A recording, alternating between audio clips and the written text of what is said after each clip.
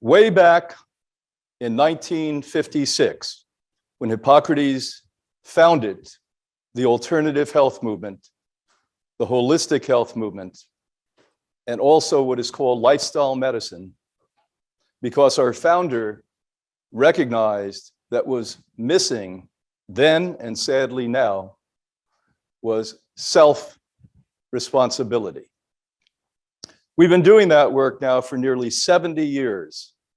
Now here at our campus in West Palm Beach, originally in Boston. And now it's time to take it to the next level. We're on a mission, a worldwide mission, to help people realize that they have the internal fortitude and the wisdom and the knowledge and the ability, and believe it or not, even the strength to make all problems disappear. But it's going to require your commitment to you. It's a mission that all of us should join, because today we are in a frail circumstance. Even the natural healthcare system is still dependent on dependencies. It's time that we create independence and freedom, real freedom, true freedom, the kind of freedom that every single person on the planet deserves if they're born. Now, we're going to speak about the things that help you liberate yourself and embrace a life of health, happiness, and healing. First is inspiration. I ask you the question now, do you really feel inspired with all that you do? And if the answer is no, as it is with the majority of people, why? Why are you living a life without your spirit soaring? Why are you living a mundane existence where you get up every day and stumble through the day until you go to bed at night? That's your responsibility to change. And it's only you that can make the difference. We have a system that has been created so that you need somebody else to do your thinking and your duties. Well, has that worked out for anyone? And the answer is obviously absolutely not. So it's time that you realize having an inspired heart and being inspired in your life because you're passionate about your choices. You know why you're here. You know what your purpose is. You know, every human being on this earth has a role.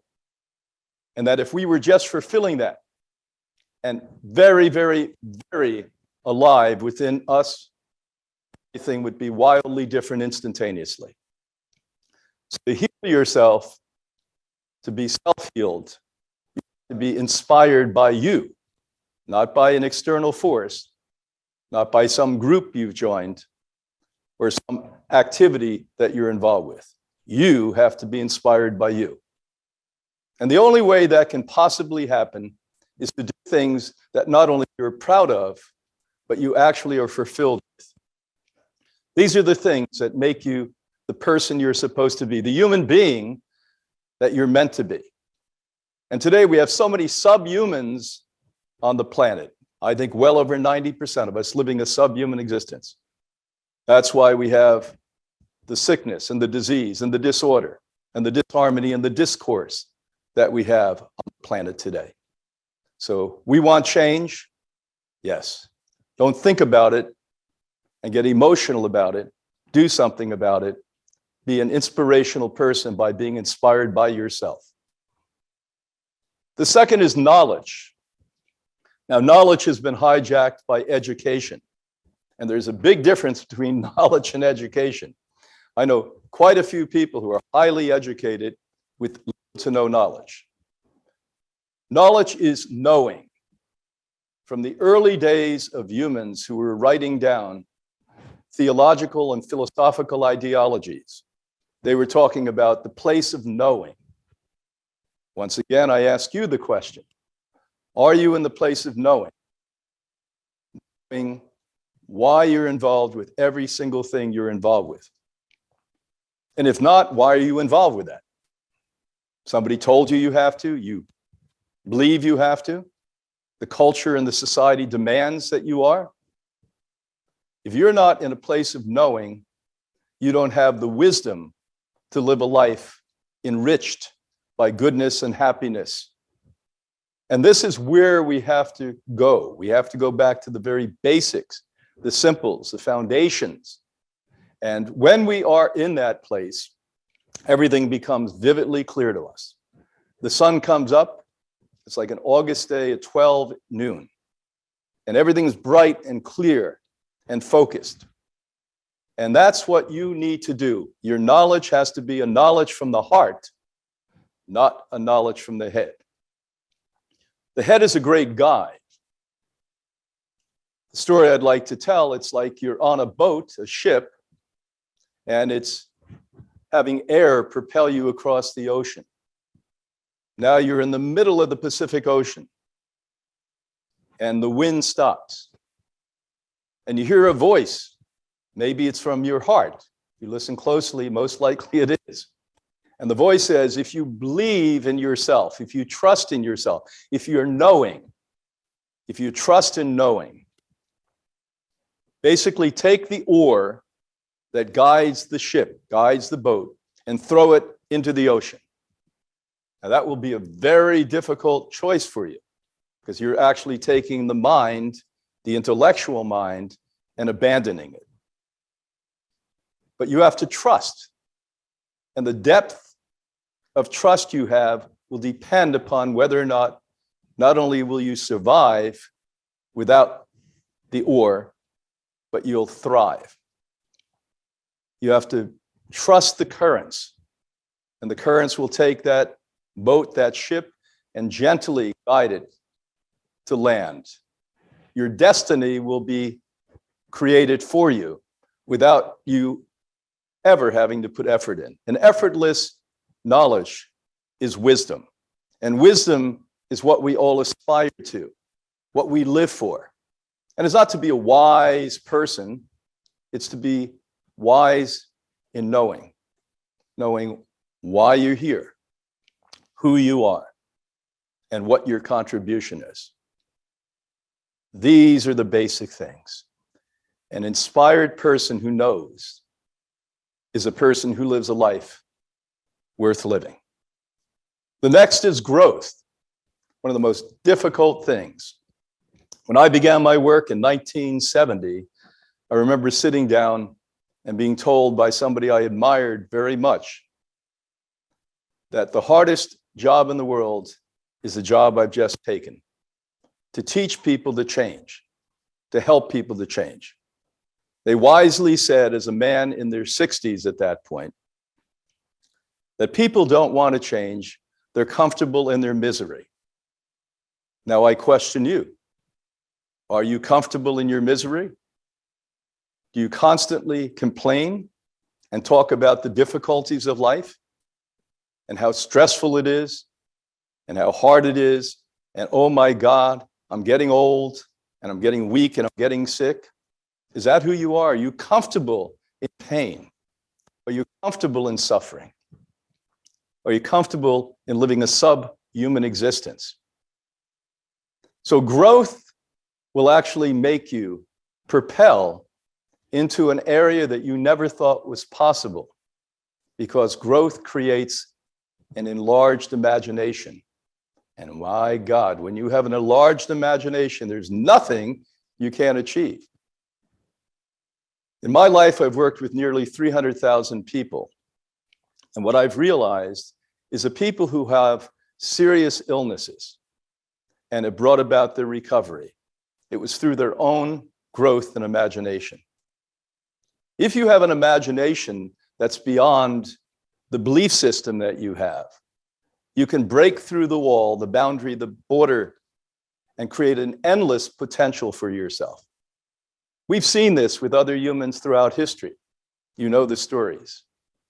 You know the stories of the Wright brothers, who were told by God knows how many hundreds of intellectuals, read prolifically from the time they were children, about all the people who died trying to fly like birds. But these two high school graduates that were bicycle mechanics said, well, we have a larger imagination than those who had obviously less ability to grow, and that's why they died. Well, it's the same exact story when you face a disorder, a disease, or premature aging. It's your imagination that's going to save you. So let's review the essentials that I've learned and this institute has learned since 1956. Give you a life worth living. It's a mission you should be on, that the entire human race should be on. And we would then leave behind the insanity we call life today. You have to inspire who? You. You have to have knowledge, how, knowing you. You have to grow, how, changing you, and embracing a larger potential than you ever dreamed possible. Are you up to it? And if so, we're going to take you on this mission. Our mission is quite simple. Positive change is not a switch, it's a process. I know in our Western culture and the great Madison Avenue advertisers and Hollywood filmmakers, everything's instantaneous. This is how the pharmaceutical industries have gotten away with what they have for nearly a century now. They give you a pill and temporarily take away the pain, and everyone can go back to their miserable existence. Why? Because then you don't have to deal with it. It doesn't act like a switch, a light. It's a process. So as long as you're willing to continue to move on, a continuum of ability and your growth patterns, you're going to do very well with this. The self-healing mission is to inspire, educate, and guide people worldwide to reclaim optimum health and well-being. We do this not because of philosophy, we do it because of hardcore science, modern hardcore science, and the clinical research we've done here with hundreds of thousands over the decades. Through scientifically proven protocols, spearheaded lectures, and decades of experience, the self-healing mission exposes a link between diet, lifestyle, longevity, and even your body weight. The real story is change your mind and change your life. That's why everyone who comes here receives psychotherapy. It's the key into inspiration, knowledge, and growth. A new global study has been really concerning to me. This is just about 2 years old now, this study, where they went around the globe, looked at 30 countries, and 45% of the people in those countries are unhappy in their bodies. But here in the United States and countries like Spain and Saudi Arabia and Peru, Singapore, over 50% of us are unhappy in our bodies. Now let me slow down and explain why this is so concerning to me, and I hope any thinking person. Your vehicle to navigate a life is a vehicle that you must be comfortable in. If you're not comfortable in this vehicle, if you're abusive to this vehicle, do you expect it to function in the way and the manner that it should? Well, obviously not. So half the population in most of the developed world, and notice the countries that literally have the highest level of people unhappy in their anatomy, are countries that are often economically endowed. So we have a lot, but we seemingly don't have what we need, us. We don't have ourselves. Now, we've got to change this. And there's so many people out there yelling and screaming and telling you there's ways to heal yourself and to lose weight and to be comfortable, but nobody really looks at the data and the facts. The old ritual and rhetoric we can talk about. Sure, you exercise. Sure, you eat healthy food. But there's more to it than that. Here's what I didn't know when I was obese at one point, that there was little to no nutrition in any of the food that I ate. As a matter of fact, the food that I was being given as a child, I'm seriously questioning if there was any, even a drop of nutrition in it. It was so highly processed. Now, when we look at crops from all over the globe, and the first serious evidence of this was way back in 1987, they realized within a 1-century period, we eliminated 75 to 85% of the nutrients in the soil. Now, think clearly. We come from the soil.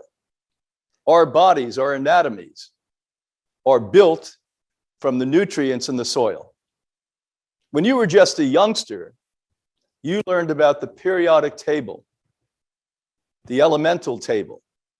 And depending upon when you read it, it's between 115 and 120 elements that make up the universe as we know it.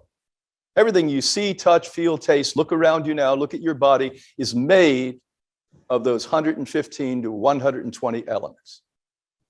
This is what we're talking about. These elements are in healthy soil, and they remain in healthy soil from composting, where plants literally break back down again into the soil and re-engage the nutrient, the cycle of life, as we call it. Now, way back in 1987, they realized the global catastrophe had already started, that 90 essential elements were not found in most of the topsoil they tested in 97 different countries. Now, let me, once again, essential means you need it.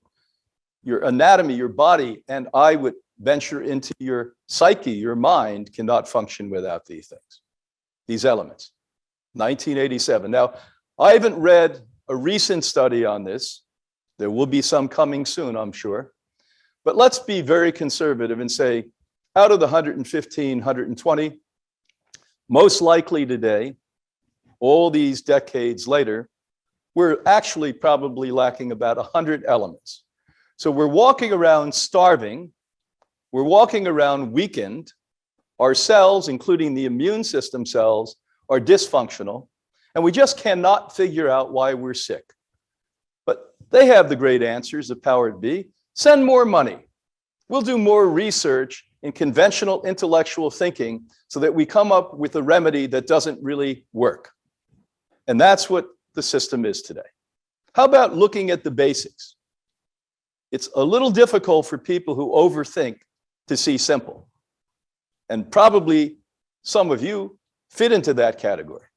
Simple is the best. If you look at the most fundamental things that make you who you are, that's where we should start our work. Not on some grandiose ideology or philosophy somebody else came up with, but you, inspired, knowing, and growing. Inspired, knowing, and growing. So while we have so much obesity and people unhappy in their body and people malnourished, if you're a fast metabolizer, you may be eating like a horse and be still very thin because your metabolic function is not working. And with that said, we have all of these people, 50% or so of the population of the world, not happy in their vehicle and being abusive to their vehicle. So this brings about a state of discomfort that literally can propel you into disorder and even disease. Study done for a long time. This went from 1950 to 1999, nearly a half a century. Looked all over at 43 garden crops, from asparagus to broccoli, tomatoes, turnips, etc., and found out that back then, that particularly vitamin C was lacking. Now, how important is that? Well, Back about 70 years ago now, the most important scientist on why we age stated in 1954 that free radicals are ultimately what age us and give us disease.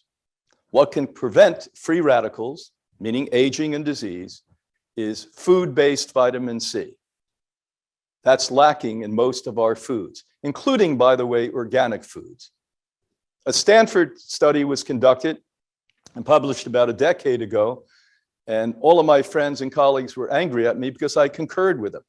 They looked at commercially grown organic food, large millions of acres of organic plants growing. And they analyzed the nutrient levels there compared to commercially grown non-organic foods. And guess what? They were about the same level of nutrition. Now, I'll always tell you, and the only thing we serve here is organic food.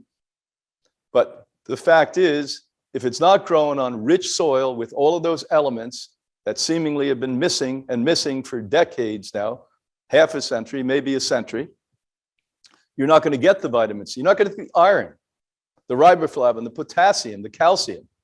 And yes, calcium is good for your bones, but how about it preventing colon cancer?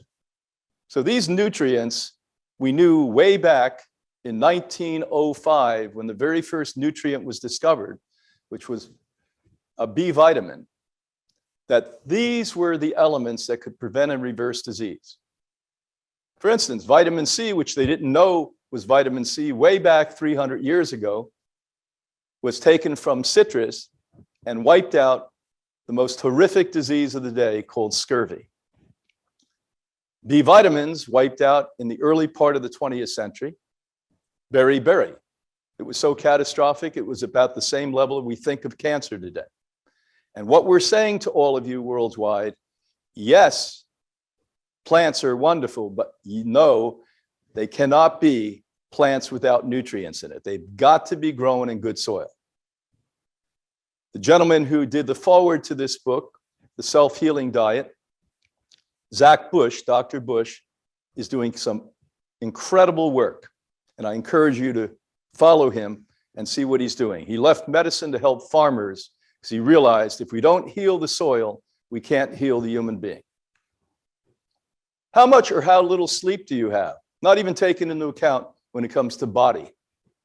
And when I would be out lecturing back in the 1970s or 1980s, and I was in a group of 500, and I asked, how many of you have a hard time sleeping? Maybe a handful of mature women after menopause would raise their hand. Now, right here on this campus, and as I travel the globe to speak, half or 60% of everyone says they have a hard time sleeping. We are manic. We are panicked. Unfulfilled lives. Not having the adequate nutrients and fuel to calm our nervous system, to strengthen our immunity. All of that plays havoc, and we can't sleep. We can't go into a deep REM sleep. And by doing that, this has so much to do with sleep disruption and eating. When I was a young man, before I began my journey back to self-realization, I actually would eat as I was in bed at night. Eat large meals just before going to bed, and sometimes cakes and desserts in bed. Does it sound familiar to any of you? Why? Because we're starving. So put this back together. Lack of nutrients in the food we're consuming, even if they're plant-based food, if they're not rich organic foods, the kind we grow here on this campus, sprouts, which we have total control over, that are 10 to 40 times, once again, 10 to 40 times more nutritious than the best organic vegetables. These are things for very little cost, very big ease, you can put into your diet and start to ward this off. So now you're starving, you're not going into deep REM sleep, you're waking up, you're constantly breaking your sleep patterns. And what does this do? It gets cortisol levels and other hormones out of balance, and we have a body that now perceives that we need to have extra weight on it. It's the body from our primal ancestors If they didn't sleep, they knew something was wrong. That was a message from their brain that said, be cautious. Don't sleep deep. Listen closely. Well, the same thing's happening to us right now in the 21st century. You're being cautious and not getting the kind of rest required to have a body that you're happy in, a body that you're pleased with, what I call a user-friendly body. Hormones influence your weight. My God, do they? Chronic stress produces a hormone cortisol. Now, this prompts your body to store abnormal fat. Now, why? Because hundreds and thousands of years ago, they realized that what they needed is some more weight on their body to run fast if somebody was chasing them or some animal was chasing them. That hasn't gone away. Remember, the evolutionary process of the human anatomy, the great part of it was in primal times. The position we seem to be in today in modern times, where we have little to no stress comparative to what our great ancestors had, these triggers still put weight on our body. And why that weight was required is that fat turns into energy to feed the cell. They also, at that point, ate very little. That's why you see lots of dynamic and great research today on intermittent fasting. They would often go for a day, 2, 3 days without eating, then eat, and maybe a day or two later eat.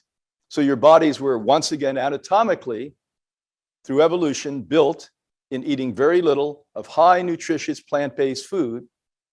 And by the way, sleeping and resting deeply most of the time, unless you were in a threatening position. And at that point, your body was smart enough to say, put weight on in case we have to jump up in the middle of the night and run. Insulin resistance. We hear a lot about this. This is being the hormone that tells your body cells to form blood sugar. Now, can you imagine this? Results in weight gain. Now, I remember as a kid, I was sort of an oddball because I was overweight and almost nobody else was overweight. It was quite an abnormality to see a youngster who was overweight at that point. Now it's quite an abnormality throughout the developed world to see a child who's not overweight. Matter of fact, the statistics are appalling. Over 70% of our children in North America are overweight, obese, or morbidly obese. I don't know what the statistics would have been in the 1940s or 1950s, but I can tell you, if it was more than 5%, I'd be surprised. So what happens is this triggers insulin resistance where we're not having hormone balance in our body. So even if you're eating what you perceive as a fairly good diet and even exercising, why many of you have a difficult time balancing your weight, either gaining weight or losing weight, is because of this insulin resistant trigger that you're being the culprit that puts it on and off by the way you live, the way you think. And hormones are mostly adjusted by thought patterns, not from food. Although food has a place, nowhere near as significant or as important as the way you see life, the way you perceive life, and the way you proceed in life. Your cell phone, nobody even talks about this. We've recently become familiar with an organization that really studies cell phone use and the perils of it. They are not saying we're going to have to abandon cell phones. We just have to make them safer, healthier, and have you have a healthy relationship with your cell phone. But seemingly that's not the case. 67% of the public that uses cell phones globally has an addictive relationship to the cell phone. Now let me repeat what I just said to you. Billions of people on the planet Earth today use cell phones.